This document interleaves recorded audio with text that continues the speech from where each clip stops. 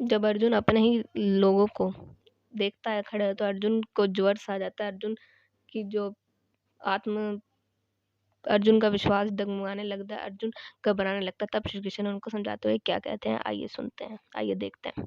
ना काडक्षे विजयम कृष्ण न च राज्यम सुखानी च कीनो राजेन गोविंद की भोग्र जीवितेन बा। अर्थात संपूर्ण परिवार युद्ध के मुहाने पर है, इन्हें युद्ध में मारकर विजय, विजय से मिलने वाला राज्य और राज्य से मिलने वाला सुख अर्जुन को नहीं चाहिए। वह कहता है, कृष्ण मैं विजय नहीं चाहता, राज्य और सुख भी नहीं। आत्मा के पथ में अवरोध उत्पन्न करता है। आत्मदर्शन में बाधक काम, क्रोध, लोभ, मोह आदि का समूह ही अत्ययी है। तस्त्र मावयम हंतु धातृष्टा बंधवान स्वजनम घी कथम हत्वा सुखिन स्याय माधव। इससे हे माधव, अर्थात इससे हे माधव, अपने बांधव धृतराष्ट्र के पुत्रों को मारने के लिए हम योग्य नहीं है। स्व बांधव कैसे, वे तो शत्रु थे ना। वस्तुतः शरीर के रिश्ते अज्ञान से उत्पन्न होते हैं। यह मामा ससुराल स्वजन समुदाय है, ये सब अज्ञान ही तो है। ये शरीर ही नश्वर है, जब तब इनके रिश्ते ही कहाँ रहेंगे। मोह है तभी तक हृदय है, हमारा परिवार है, हमारी दुनिया। मोह नहीं तो कुछ भी नहीं। इसलिए वह शत्रु भी अर्जुन को स्वजन दिखाई पड़े। वह कहता है कि अपने कुटुंब को मारकर हम कैसे सुखी होंगे। यदि अज्ञान और मोह न रहे तो कुटुंब का अस्तित्व न रहे। यह ज्ञान ज्ञान का प्रेरक भी है। वृत्रहर, तुलसी इत्यादि अनेक भावों की वैराग्य की प्रेरणा पत्नी से मिली, तो कोई सौतेली माँ के व्यवहार में खिन्न होकर वैराग्य पथ पर अग्रसर हुआ दिखाई देता है। यद्यपते न पश्यन्ति लोभो च चेतसा कुल यक्षिषद दोषम मित्रद्रोही च पातकम। अर्थात यद्यपि लोभ से भ्रष्टचित्त हुए ये लोग कुलनाश के दोष और मित्रद्रोह के पाप को नहीं देखते हैं, यह उनकी कमी है। फिर भी कथम ना जे स्वभामी पापदा स्त्री न तुम कुल्य दोषम प्रपश्यदि शरणादन। हे जनार्दन, कुल नाच से होने वाले दोषों को जानने वाले हम लोगों को इस पाप से हटाने के लिए क्यों नहीं विचार करना चाहिए। मैं ही पाप करता हूँ ऐसी बात नहीं, आप भी भूल करने जा रहे हैं। श्री कृष्ण पर भी आरोप लगाया। अर्जुन इतना ज्यादा परेशान हो गया था कि उन्होंने उस टाइम श्री कृष्ण पर भी आरोप लगाया। समझ में अपने को श्री कृष्ण से कम नहीं मानता। प्रत्येक नया साधक सदगुरु ही की शरण में जाने पर इस प्रकार तर्क करता है और अपने को जानकारी में कम नहीं समझता। यही अर्जुन भी कहता है कि भले ना समझे, किंतु हम आप तो समझदार है। कुल नाश के दोषों पर हमें विचार करना चाहिए। कुल नाश में दोष क्या है। कुल क्षेत्र प्रश्यंति कुल धाम है सनातन है धर्म है नष्ट कुलम कृत समदो मन विविध। कुल के नाश होने से सनातन कुल धर्म नष्ट हो जाते हैं। अर्जुन कुल धर्म कुलाचार में ही को ही सनातन धर्म समझ रहा था। धर्म को नाश होने पर संपूर्ण कुल को ही पाप भी बहुत दबा लेता है। अधनमामि कृष्ण प्रजेशंति स्त्री स्त्रीषु दुष्टासु वासनेशे जाता है वर्ण सड। अर्थात है कृष्ण, पाप के अधिक बढ़ जाने से कुल की स्त्रियां दूषित हो जाती हैं। हे वाषण्य, स्त्रियों के दूषित होने पर वर्ण संपन्न उत्तर। अर्जुन की मान्यता थी कि कुल की स्त्रियों के दूषित होने पर वर्ण संकर होता है, किंतु श्री कृष्ण ने इसका खंडन करते हुए आगे बताया है कि मैं अथवा स्वरूप में स्थित महापुरुष यदि आराधना कर्म में भ्रम उत्पन्न कर दे तब वर्ण संकर होता है। वर्ण संकर के दोषों पर अर्जुन प्रकाश डालता है। काव्य कायाव कुल धनानम कुल च पतिन पितरो होशाम लुप्त पिंडो क्रिया। अर्थात वन कर कुल घातियों और कुल को नरक में ले जाने के लिए होता है। लुप्त हुई पिंडों तक क्रिया वाले इनके पितर लोग भी गिर जाते हैं। वर्तमान नष्ट हो जाता है, अतीत के पितर गिर जाते हैं और भविष्य वाले भी गिरेंगे।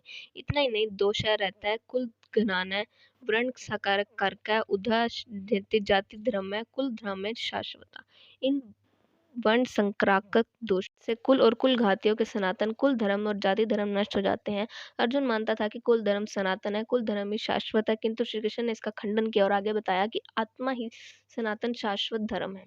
वास्तविक सनातन धर्म को जानने से पहले मनुष्य धर्म के नाम पर किसी न किसी रूढ़ी को जानता है। ठीक इसी प्रकार अर्जुन भी जानता है कि श्री कृष्ण के शब्दों में एक रूढ़ी है।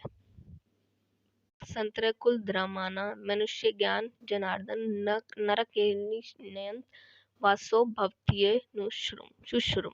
हे जनार्दन, नष्ट हुए कुल धर्म वाले मनुष्य का अंत काल तक नरक में वास होता है। ऐसा हमने सुना है, केवल कुल धर्म ही नष्ट नहीं होता बल्कि शाश्वत सनातन धर्म भी नष्ट हो जाता है। जब धर्म ही नष्ट हो गया तब ऐसे पुरुष का अंत काल तक नरक में निवास होता है। इस ऐसे हमने सुना है, देखा नहीं सुना है। अहो बत मत महत्व पापम कुत कुरुत व्यवस्थिवान्वयम् यद्रा सुखलोभेन हन्तु स्वजनम मुक्ता। अहो, शोक है कि हम लोग बुद्धिमान होकर भी महान पाप करने को तैयार हुए हैं। राज्य और सुख के लोभ में अपने कुल को मारने के लिए उद्युक्त हुए हैं। अब अर्जुन अपने को कम ज्ञाता नहीं समझता। आरंभ में प्रत्येक साधक इसी प्रकार बोलता है। महात्मा बुद्ध का कथन है, मनुष्य जब अधूरी जानकारी रखता है तो वह अपने आप को महान ज्ञानी समझता है। तो वह अपने आप को महान ज्ञानी समझता है, और जब आधे से आगे की जानकारी हासिल करने लगता है तो अपने आप को महान मूर्ख समझता है। ठीक इसी प्रकार अर्जुन अपने आप को ज्ञानी ही समझता है। वह श्री कृष्ण को समझाता है कि इस पाप से परम कल्याण हुआ, ऐसी बात भी नहीं। केवल राज्य और सुख के लोभ में पड़कर हम लोग कुल नाश करने को उद्युक्त हैं। महान भूल कर रहे हैं, हम ही भूल कर रहे हैं, ऐसी बात नहीं, आप भी भूल कर रहे हैं। एक धक्का श्री कृष्ण को भी दिया। अंत में अर्जुन अपना निर्णय देता है। अर्जुन इतना ज्यादा अपने आप को ज्ञानी समझने लगा कि श्री कृष्ण को भी ज्ञान देने लगा। आगे देखिए, यदि माम प्रीतकार शस्त्रम शस्त्र पाण्यम धात्रिष्टा रणे हन्युस्तनमय क्षेमतरम भवेत। यदि मुझे शरीर शस्त्र रहित सामना न करने वाले को शस्त्रधारी धृतराष्ट्र के पुत्र रण में मारे तो उनका वह मरना भी मेरे लिए अति कल्याणकारी होगा। इतिहास तो कहेगा कि अर्जुन समझदार था, जिससे अपनी बलि देकर युद्ध बचा लिया। लोग प्राणों की आहुति दे डालते हैं कि भोले भोले मासूम बच्चे सुखी रहे, कुल तो बचा रहे। मनुष्य विदेश चला गया, भयपूर्ण प्रसाद में रहे, किंतु 2 दिन बाद उसे छोड़ी हुई झोपड़ी याद आने लगती है। मोह इतना प्रबल होता है, इसलिए अर्जुन कहता है कि शस्त्रधारी धृतराष्ट्र के पुत्र मुझ न प्रतिकार करने वाले को रण में मार भी दे, तब भी वह मेरे लिए अत्यंत कल्याणकारी होगा, ताकि लड़के तो सुखी रहें। संजय उपवाच।